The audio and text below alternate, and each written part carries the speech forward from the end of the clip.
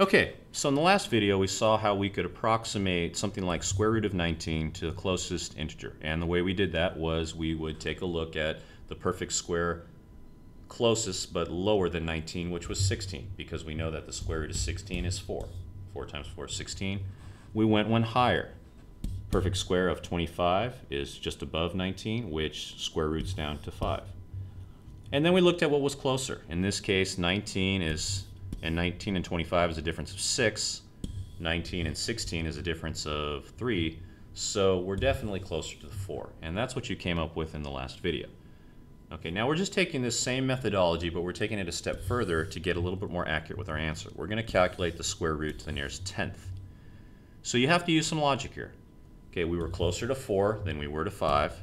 But that means that our answer is somewhere in between 4 and 5. So we're talking about answers like 4.2, 4.3, 4.4. So here's where you have to do some educated guessing and checking. Because with decimals, with whole numbers, I know 16 square rooted is 4. I know 25 is 5 times 5. But with decimals, that gets a little harder. We have to do some educated guessing and checking. So I know it's 4 point something. And the fact that I'm a bit closer over here than I am over here, but it's somewhere in the middle, makes me want to guess like maybe I should try 4.2. Okay, this is just an educated guess. I don't have 42 times 42 memorized. It's just based on the facts I've been presented with so far. That's a logical place to start. All right, so I actually do the math. 4.2 times 4.2, when I multiply it out, I'm going to get this. Add this up. And of course, with 2 decimal places here, I want to go 2 decimal places here. 17.64. Now, that's a bit under 19, but it's close, but I think we could do better. Now, if I make this 4.3 times 4.3, that might do it. But based how far off this answer is, I'm just going to make the educated guess that maybe I should jump even higher up. So I'm going to actually go to 4.4. But notice I'm not discounting that 4.3 might be the answer, so I'm leaving some space here so I can keep my work organized and in order. Okay. All right, so let's do this one. 4.4 times 4.4. 4 times 4 is 16. Carry the 1. Get 176, which means I'll get 176 here also. 19.36. Again, just move the decimal 2 places. All right, so that's really close. I'm only off by 0.36, but I'm a little bit over. Okay, maybe the approximation under 19 might be even closer than this. So I've got to try out 4.3 times 4.3. So if I do the math,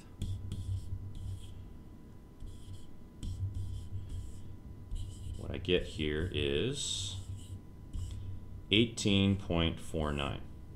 All right, so just under 19. So again, using my mental math skills, 18.49 compared to 19, that's a difference of 0.51. 19.36 compared to 19, that's a difference of 0.36. So this one is closer. So this is the estimate I'm going to go with. Now, of course, this is not the estimate itself. This is just the answer we got that's close to 19. Our estimate is the original number we picked, which is 4.4. All right, so as far as the closest integer, we've already established that it's 4. But to the nearest tenth, it turned out to be 4.4.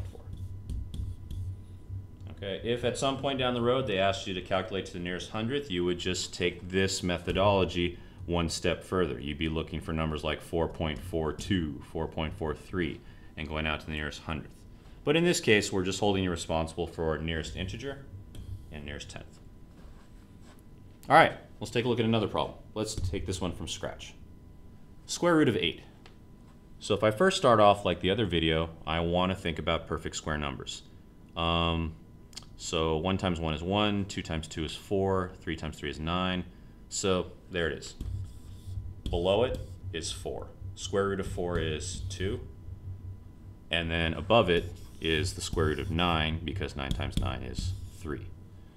Now, as far as which one's closer, I definitely think this one's closer because 8 is only 1 away from 9. So my best integer estimate is 3. But now we want to take this further. We want to go to the nearest tenth. So, again, the logic is this time I went to the upper end to 3, but it still means that my number is somewhere between 2 and 3. So we're talking numbers like 2.1, 2.2, 2.8, 2.6, somewhere around there. Now, the other fact that 8 was really close to this end, 9, makes me want to think I want to start my guesses pretty high. I'm going to try 2.8. So 2.8 times 2.8, again, I have to do the math out, so just do some long multiplication. 64, carry the 6, plus 16 is 22. Let's see, 2 times 8 is 16, carry the 1, 2 times 2 is 4, with the 1 is 5. 4, 8, 7. 1, 2 decimal places. So 7.84.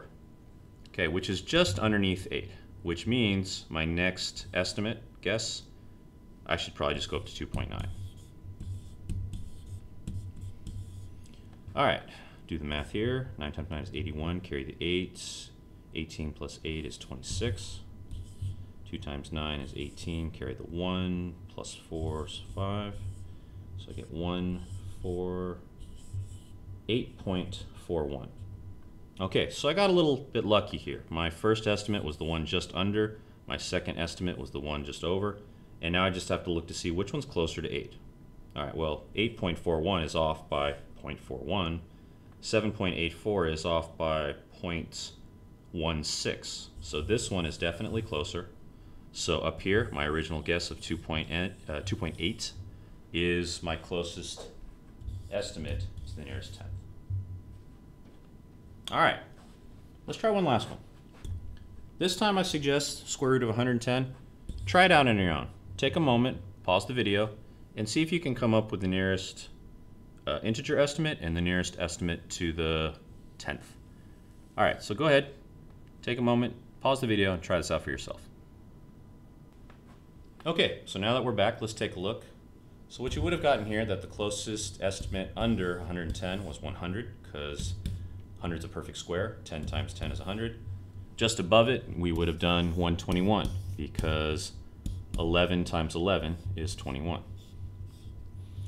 Okay, so now, which one of these is closer? Well, let's see. This is a difference of 10. This is a difference of 11. Okay, that's pretty close, but we're ever so slightly closer to here. So my nearest integer estimate is 10. All right, so now let's take it a step further. We now know that if we get a little bit more precise, it's somewhere between 10 and 11. And it's pretty close to the middle. The fact that the difference here was only 10 and this was only 11, that I don't see any reason other than to guess 10.5, just as a starting point. So 10.5 times 10.5, 5 times 5 is 25. Carry the 2, but it's 0, so we'll just drop it down. 5 times 1 is 5. Multiplying by 0 is not going to get me anywhere, so let's just skip to the third number, times 1. 105 times 1 is 105. Add it up. So 11025, and then 1 2 decimal places, 110.25. Pretty close, but a little bit over, which means I'm going to go back down to the next lower one. 10.4 times 10.4. 4 times 4 is 16, but there's a 0, so drop the 1 down. 4 times 1 is 4. 0 here, so we skip that, move to the third number, which is 1. 104 times 1 is 104. 6, 1, 8, 0, 1. 1 2 decimal places, 108.16. All right, so we're just under 110 now. But definitely we can tell here that we're off here by 1.84, where here we're only off by 0.25. So this is definitely the closer estimate, which means the original number 10.5 is our answer as far as estimate to the nearest tenth. 10.5.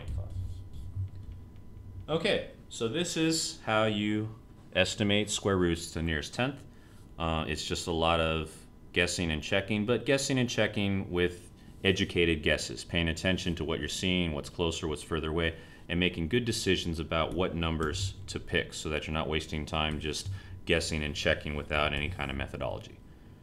All right, So hopefully this helps and you'll be able to work on your assignment. So give this a try.